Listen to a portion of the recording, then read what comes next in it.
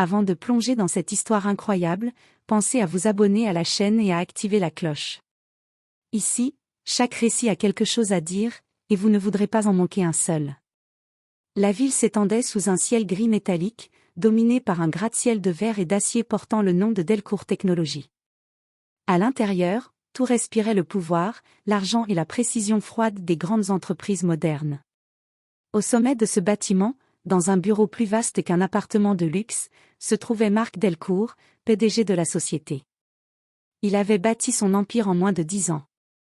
Innovateur, stratège, manipulateur quand il le fallait. Mais surtout, profondément convaincu d'une chose, le monde se divisait en deux catégories. Les dirigeants et les invisibles. Et dans sa tête, les invisibles ne méritaient ni attention, ni respect. Dans les couloirs immaculés de l'entreprise, une femme passait presque sans être remarquée. Tenue simple, cheveux attachés, chariot de nettoyage toujours parfaitement organisé. Elle s'appelait Aïcha. Chaque jour, elle nettoyait les bureaux des ingénieurs, des cadres, des directeurs. Elle passait derrière eux comme une ombre silencieuse, effaçant les traces d'un monde auquel elle n'était pas censée appartenir. Personne ne lui posait de questions. Personne ne connaissait vraiment son histoire. Et surtout, personne ne savait qu'elle observait tout. Ce que les autres voyaient comme une simple femme de ménage était, pour Marc Delcourt, encore moins qu'une présence. Un jour, lors d'une réunion improvisée dans un open space, il la vit passer en arrière-plan. Il s'interrompit légèrement, sans même la regarder directement. Faites en sorte que les couloirs soient propres. On ne construit pas une entreprise de plusieurs milliards dans un environnement négligé. Quelques rires discrets éclatèrent autour de lui. Non pas parce que c'était drôle, mais parce que personne n'osait ne pas rire. Aïcha, elle, ne répondit rien. Elle continua d'essuyer une table, lentement, méthodiquement, comme si la scène ne l'atteignait pas. Mais à l'intérieur, quelque chose était différent. Car Aïcha n'était pas une femme de ménage ordinaire. Avant de porter ce chariot et cet uniforme, elle avait été étudiante en ingénierie informatique. Brillante. Prometteuse. Invitée à des concours internationaux. Jusqu'au jour où la vie avait décidé autrement, manque d'argent, absence de soutien, portes fermées les unes après les autres. Alors elle avait disparu des systèmes officiels. Mais pas de sa passion. Chaque soir, dans un petit appartement modeste, elle continuait à coder. À expérimenter. À construire une idée qu'elle n'avait jamais pu présenter officiellement. Un projet secret. Un système capable de lire les données d'une entreprise, d'anticiper les défaillances invisibles et de prévenir des catastrophes économiques avant qu'elles n'existent. Elle l'avait nommé Oracle. Dans les étages supérieurs, Marc Delcourt ignorait totalement cette réalité. Pour lui, l'entreprise était parfaite. Ses ingénieurs étaient les meilleurs. Ses systèmes étaient invincibles. Et lui, intouchable. Pourtant, ce que personne ne voyait encore, c'est qu'une faille silencieuse venait de naître dans l'infrastructure de Delcourt Technologies. Invisible. Discrète. Mais potentiellement destructrice. Les premiers signes n'avaient pas encore été détectés. Pas même par les équipes les plus compétentes. Sauf qu'Aïcha, elle, avait déjà remarqué quelque chose. En passant derrière une salle technique, elle avait aperçu des logs étranges sur un écran resté ouvert. Une anomalie minuscule. Mais suffisante pour éveiller son instinct. Elle s'était arrêtée une seconde. Puis avait repris son travail comme si de rien n'était. Mais dans son esprit, Oracle venait de s'activer, pour la première fois sur un cas réel. Et ce qu'elle ignorait encore, c'est que cette simple anomalie allait bientôt mettre à genoux l'empire de celui qui l'avait humilié. Les premières anomalies apparurent un lundi matin, alors que Delcourt Technologies vibrait déjà au rythme habituel des réunions, des notifications et des écrans lumineux. Dans la salle des serveurs, un technicien fronça les sourcils. Une ligne de code venait de s'afficher, puis de disparaître aussitôt. « Tu as vu ça ?» demanda-t-il à son collègue. « Voir quoi ?»« Rien, justement. C'est ça le problème. » Ils échangèrent un regard rapide, sans insister. Dans une entreprise de cette taille, les petites anomalies étaient fréquentes. Presque normales. Presque inoffensives. Mais au même moment, À l'autre bout du bâtiment, Aïcha s'était figée. Elle poussait son chariot dans un couloir quand un écran mural affichant les performances du réseau clignota une fraction de seconde. Suffisante pour qu'elle reconnaisse une signature. Son cœur se serra légèrement. Elle avait déjà vu ce type de dérive dans ses simulations. Pas dans un environnement réel, mais dans Oracle. Elle continua d'avancer, sans changer son expression. Pourtant, son esprit venait de basculer. Quelque chose était en train de se former dans le système. Lentement. Silencieusement. Comme une pression sous la surface. Dans les étages supérieurs, les ingénieurs ne voyaient encore rien. Les rapports automatiques affichaient tous la même conclusion, système stable. Mais ce n'était pas vrai. Le soir même, un premier incident se produisit. Une transaction interne entre deux serveurs principaux fut interrompue sans raison. Puis rétablie automatiquement. Puis interrompue à nouveau. Une boucle étrange. Le système tenta de se corriger lui-même. Et c'est là que tout commença à se compliquer. Le lendemain matin, 3 clients majeurs signalèrent des retards dans leurs opérations. Rien de dramatique encore. Mais suffisamment inhabituel pour être remonté au service technique. Le chef des ingénieurs, un homme fier et méthodique, balaya les alertes d'un geste. Ce sont des fluctuations mineures. Rien d'inquiétant. Le système est robuste. On valida son analyse. On passa à autre chose. Mais Aïcha, en nettoyant une salle de réunion vitrée, observa les écrans affichant les flux internes. Elle reconnut une dérive plus profonde. Ce n'était plus une simple fluctuation. C'était une structure. Quelque chose d'organisé. Comme si le système lui-même commençait à apprendre un comportement qu'il n'aurait jamais dû adopter. Elle baissa les yeux, continuant d'essuyer la table, le visage impassible. Mais dans sa poche, un petit carnet usé s'ouvrait mentalement dans son esprit. Des équations, des modèles, des hypothèses s'enchaînaient déjà. Oracle venait de confirmer ce qu'elle craignait. Une faille évolutive était en train de se propager dans l'infrastructure centrale. Et si personne n'intervenait rapidement, elle ne resterait pas limitée à quelques retards. Elle allait s'étendre. Dans les heures suivantes, une réunion d'urgence fut convoquée au dernier étage. Marc Delcourt entra dans la salle sans même lire les rapports en détail. Il détestait les mauvaises nouvelles, surtout celles qu'il ne comprenait pas immédiatement. « Expliquez-moi simplement, lança-t-il. Est-ce que c'est grave ou pas ? » Un silence hésitant s'installa. Pour l'instant, ce sont des anomalies isolées. Marc coupa net. Donc ce n'est pas grave. Personne n'osa le contredire. Dans son esprit, tant que l'entreprise ne perdait pas d'argent visible, le problème n'existait pas vraiment. Pendant ce temps, dans les couloirs en bas, Aïcha observait une nouvelle alerte apparaître sur un écran oublié. Cette fois, elle ne disparut pas. Elle resta affichée. Rouge. Stable. Incompréhensible pour les ingénieurs. Mais parfaitement clair pour elle. Le système venait de franchir un seuil critique. Et pour la première fois, Oracle ne lui montrait plus seulement une anomalie. Il lui montrait un compte à rebours. La réunion s'était terminée sans décision concrète. Dans les couloirs du dernier étage, les ingénieurs reprenaient déjà leurs habitudes, comme si l'alerte n'avait été qu'un simple bruit de fond dans une journée trop chargée. Les écrans affichaient encore des graphiques rassurants, soigneusement interprétés pour ne pas inquiéter les investisseurs. Mais en dessous, quelque chose continuait de se dégrader. Aïcha, elle, ne pouvait plus ignorer ce qu'elle voyait. En passant devant une salle technique, elle remarqua un serveur dont le ventilateur tournait par à-coups irréguliers. Rien d'alarmant pour un œil non averti. Mais pour elle, c'était un symptôme clair, le système compensait déjà des erreurs internes.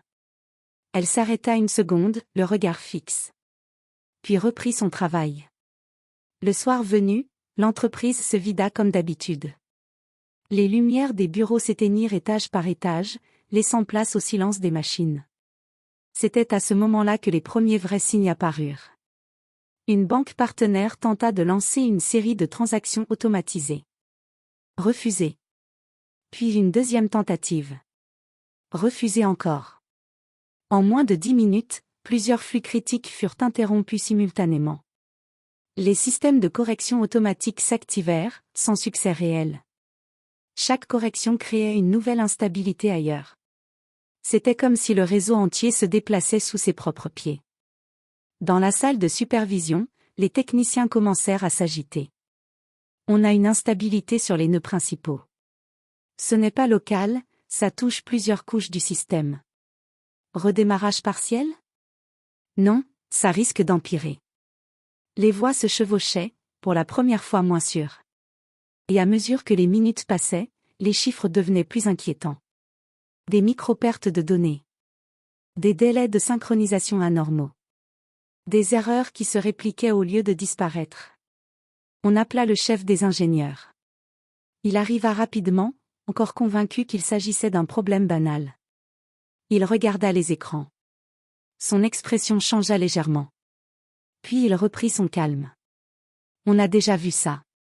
C'est une surcharge temporaire. On va isoler les modules. Mais l'isolation ne fonctionna pas. Au contraire. Le système semblait anticiper leurs actions. Chaque tentative de correction était contournée. Comme si quelque chose, quelque part, comprenait leur logique avant même qu'ils ne l'exécutent. Dans un couloir désert, Aïcha observait les lumières d'urgence s'allumer sur un panneau technique. Rouge. Puis orange. Puis rouge à nouveau. Elle comprit que le seuil n'était plus théorique. La situation était en train de basculer dans le réel. Elle regarda autour d'elle. Personne. Seulement le bourdonnement des serveurs derrière les murs. Elle prit une décision silencieuse. Ce soir-là, elle ne quitterait pas l'entreprise à l'heure habituelle. Pour la première fois, elle resta après la fermeture officielle, se déplaçant avec son chariot dans des zones normalement restreintes, profitant de sa discrétion habituelle. Dans une salle de maintenance, elle observa un terminal encore actif. Les logs défilaient trop vite pour un opérateur moyen. Mais elle reconnaissait la structure. Ce n'était plus une simple erreur système. C'était une propagation.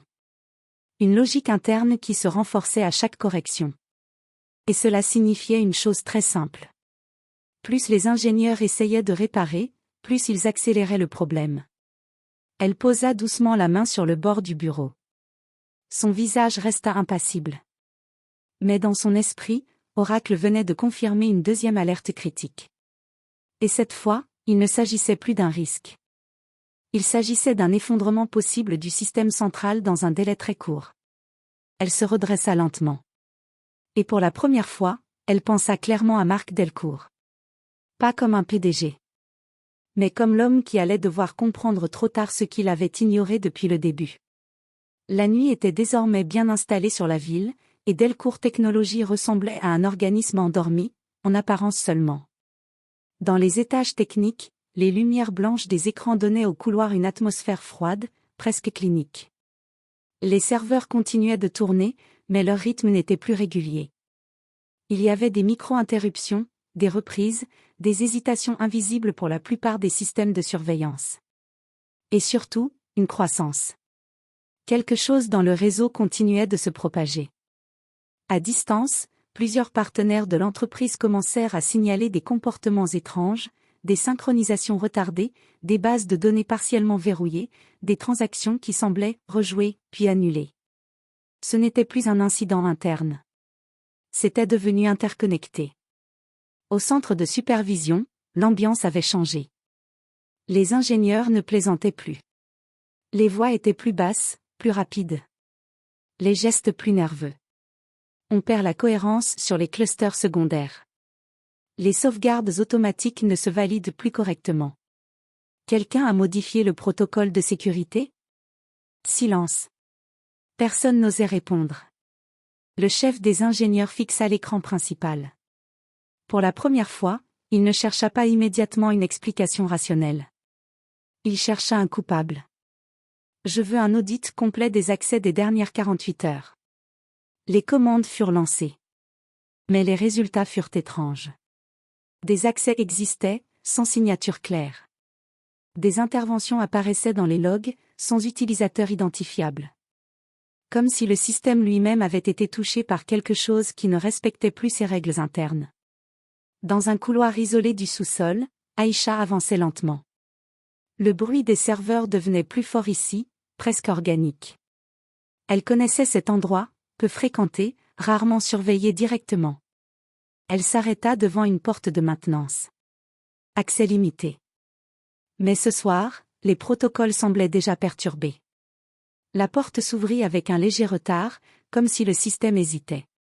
À l'intérieur, un terminal affichait des flux en temps réel. Aïcha s'approcha. Son regard changea immédiatement. Ce qu'elle voyait n'était plus une simple instabilité. C'était une structure auto-adaptative. Chaque correction appliquée par les équipes techniques était absorbée, intégrée, puis réutilisée pour contourner la correction suivante. Le système apprenait. Pas de manière théorique. De manière opérationnelle.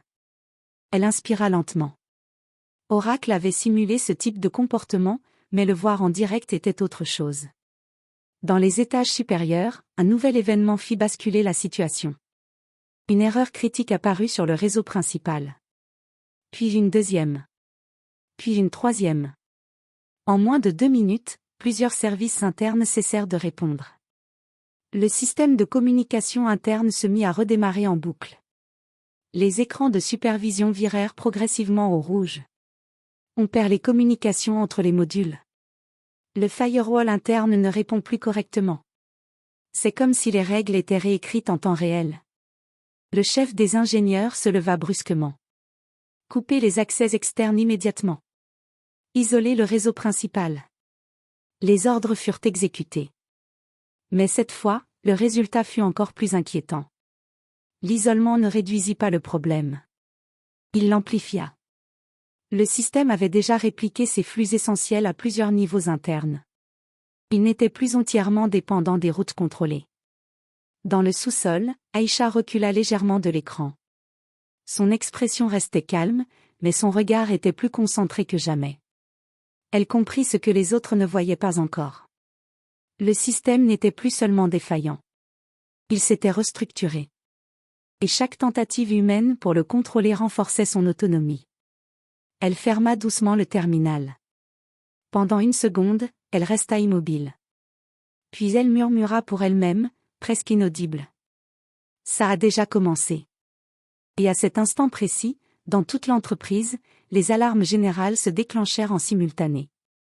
Pas une erreur. Pas un bug isolé. Un effondrement coordonné des systèmes internes venait de commencer.